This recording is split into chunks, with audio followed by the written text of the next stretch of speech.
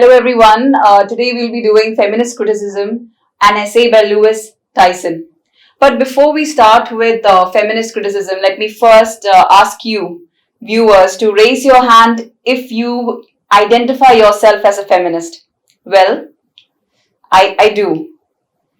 And the major reason why people do not identify themselves as feminist is because of this anti-feminist bias that they have gathered from the world at large, from the workplace, from home, from media, from art, from movies, everything. And this oversimplified and negative version of feminism is very much portrayed as the only form of feminism. But let's look at some of the achievements that feminist movements has brought for the community at large. For example, like education, women education in particular, education with respect to higher education for women and equal wages for equal work. And you also have the shelter homes for abused women and the representation in the grassroots level.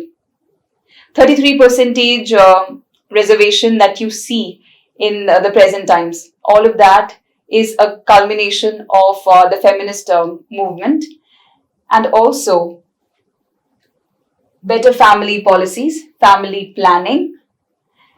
All of that is part of and has come about, and maternity benefit as well has come about as part of feminist activism.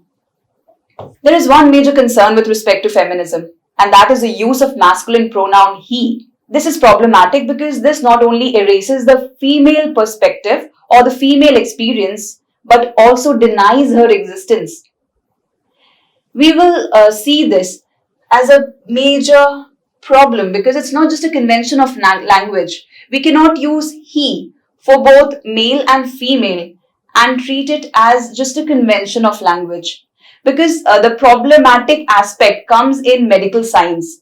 When you're treating the efficacy of a drug, we often find that during the clinical trials of the medicine, we find that during clinical trials to treat the efficacy of a drug, male subjects are taken, whereas the female subjects are ignored.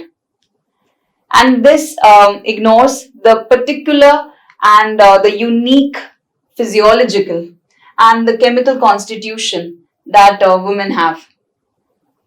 So by this ignoring of the woman physiology and her chemical constitution, we are doing a grave injustice because now the medicine will have no effect on the male subject, on the male persons, whereas it will have a side effect on the female.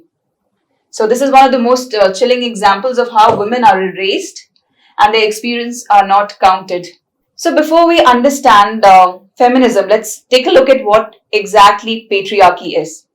Patriarchy is a sexist belief that believes that men are superior and women are inferior.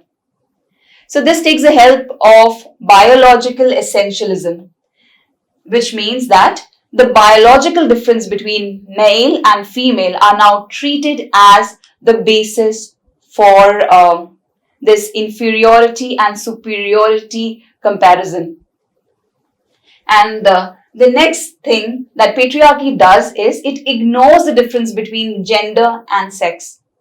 It usually treats these two words, these two terms as one.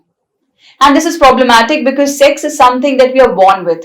We are male and female with respect to the organs that we are born with, whereas gender is a societal construction, right? It's a part of social constructionism. So all the traits that we associate with masculinity and femininity are due to the societal constraints or due to the societal way of constructing things. So let's look at the traditional gender roles that patriarchy propagates. First is that it says that men are strong. So when it says that men are strong, the women are now treated as weak. And then when it gives certain attributes like rationality to men, it now compares women as being irrational.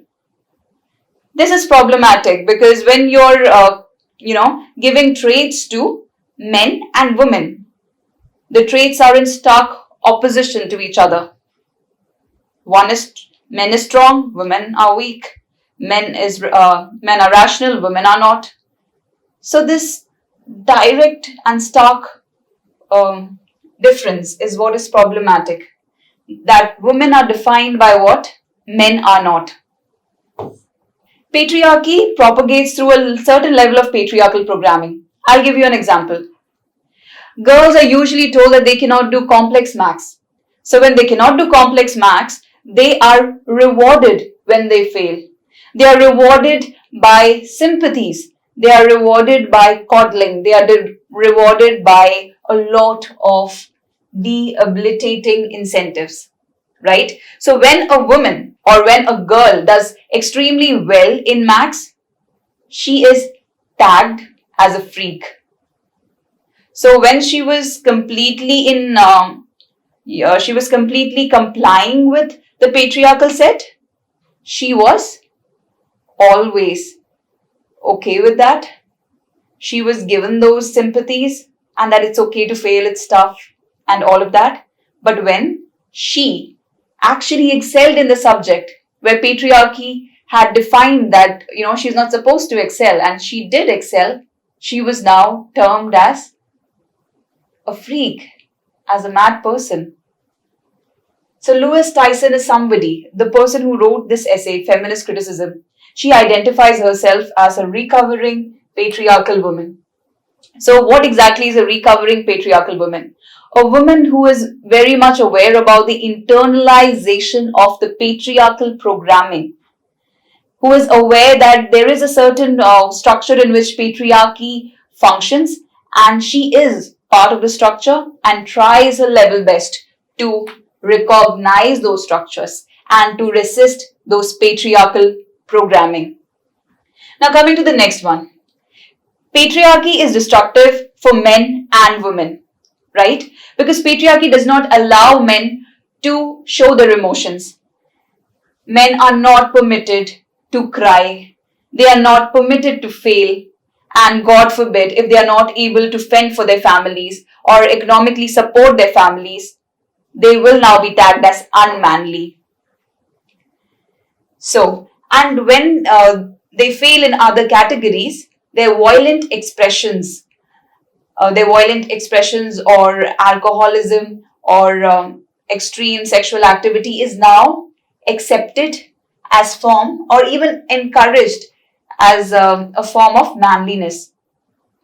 So patriarchal concept actually debilitates the woman in a lot of ways. In real world, we see the most innocent example of fairy tales. Like we have Cinderella, we have Snow White, we have Sleeping Beauty. In all these fairy tales, we find that the woman is waiting to be rescued by a prince, by a rich prince. So we see a certain level of patriarchal programming that comes into play. The first one is that the woman has to be beautiful. She has to be submissive. And then the man has to be wealthy. So it puts pressure not just on the women, it puts pressure on the men as well. And there is this categorization in patriarchy. It categorizes girls as being good or bad. There is no other space that they can occupy. There is no place where they can be very real. They can be part good or part bad. There is no space like that. So there is this clear demarcation or clear boxing down of who they are, which is problematic with patriarchy. And patriarchy works in the most subtle ways possible, without our consent, without our knowledge. So let's quickly look at the summary of feminist premises. First, women are oppressed by patriarchy economically, politically, socially, and psychologically. So when you look at it economically, because we do not find women occupying that much of a place in the job, in the other areas, right? We do not find women representatives in the business world. We do not find women representatives in the with respect to jobs in general and politically, because women are underrepresented in the parliament, they are underrepresented in the state assemblies, and socially because women's choices are not taken into consideration as much as men, and psychologically because patriarchy will do a certain level of programming on them. If a woman who is married and has kids goes out to work, there'll be a certain level of guilt that will be taught to her, because she will feel the guilt of leaving her children so that she can work. So that is part of patriarchal programming.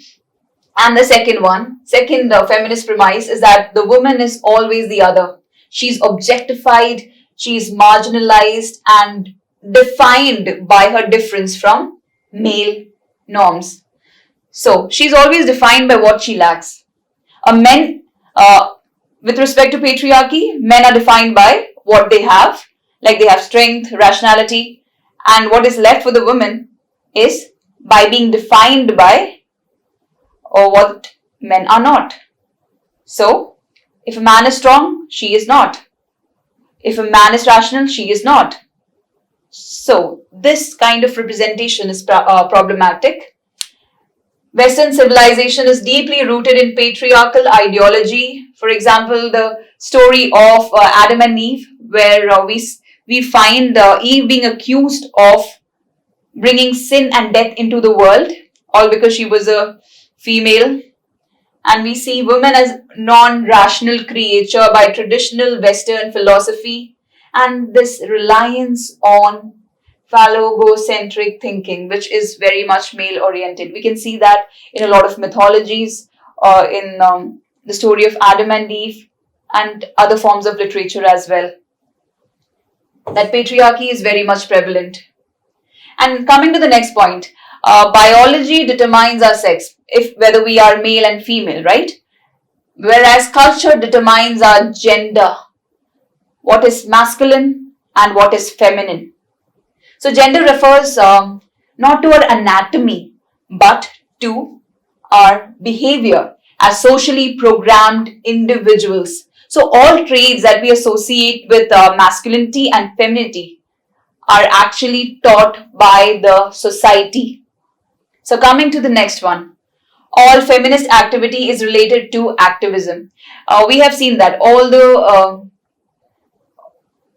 privileges that we have and all the rights that we have, not privileges, but all the rights that we have in the present times, be it equal wages for equal work, be it universal adult suffrage, that is voting rights, be it family planning and better nutrition policies, be it maternity leave, be it shelters for abused women, all of that has come about with respect to feminist activism.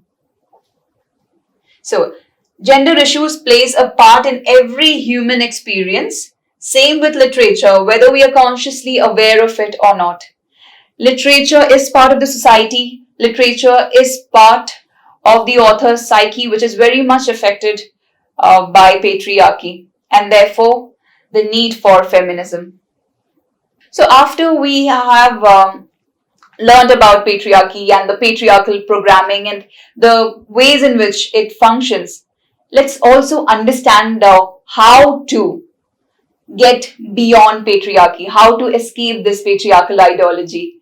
The first one is to consider that no ideology succeeds in fully programming all of the people all of the time. Every ideology will have certain points, certain flaws, certain points where they contradict themselves, and we have to utilize those points, those loopholes, those flaws to actually work against patriarchy.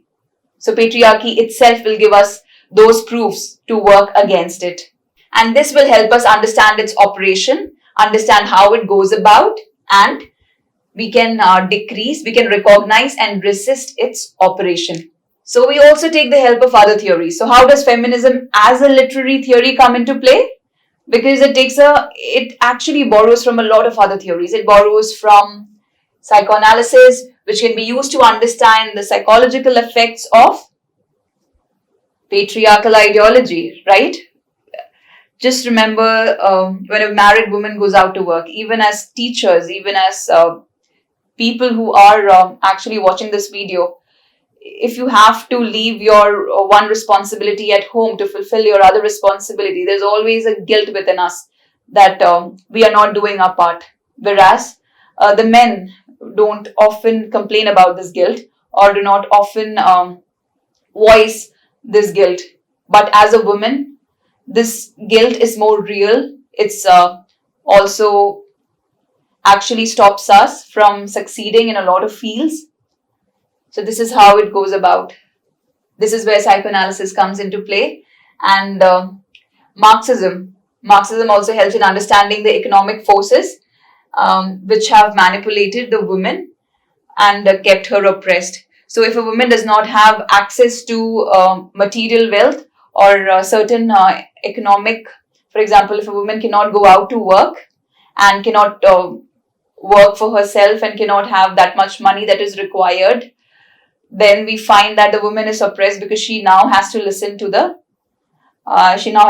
and be submissive to the male counterpart.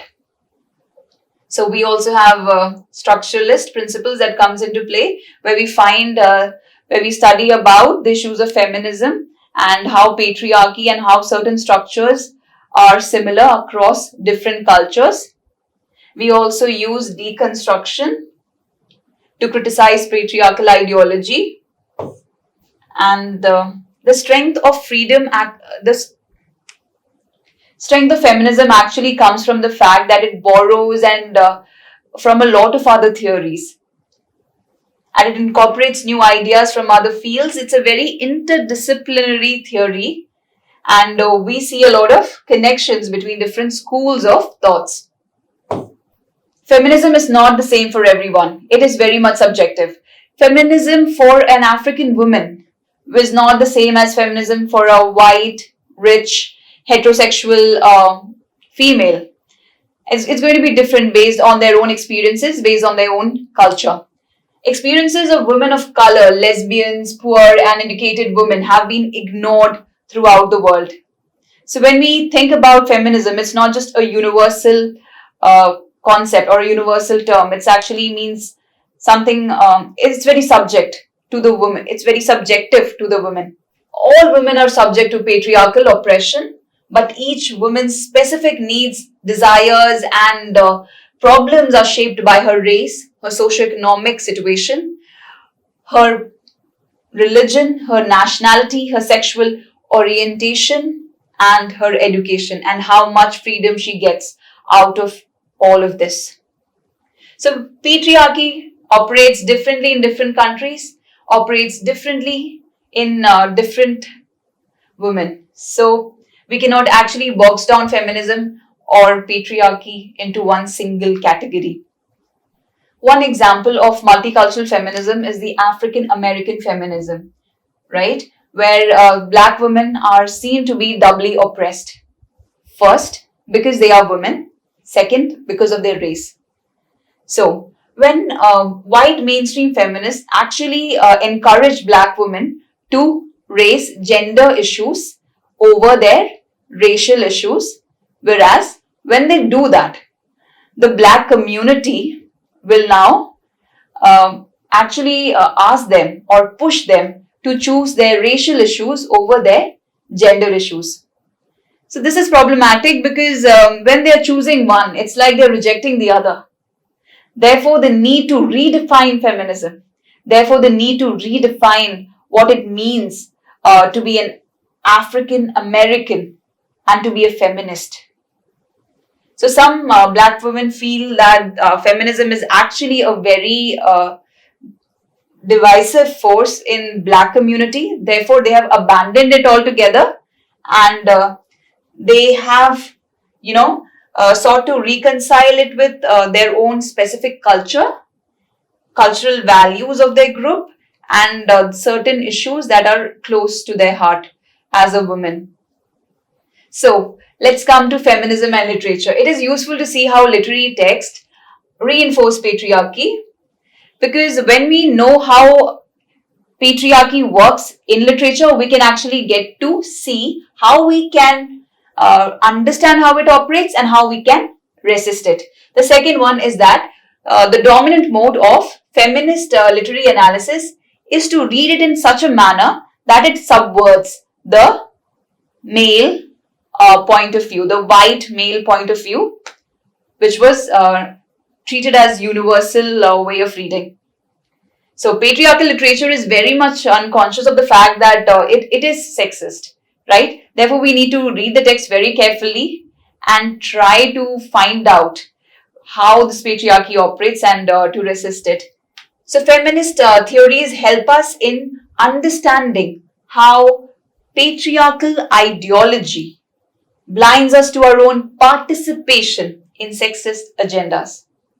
We just do not know how it works, right? And therefore we go about all of that.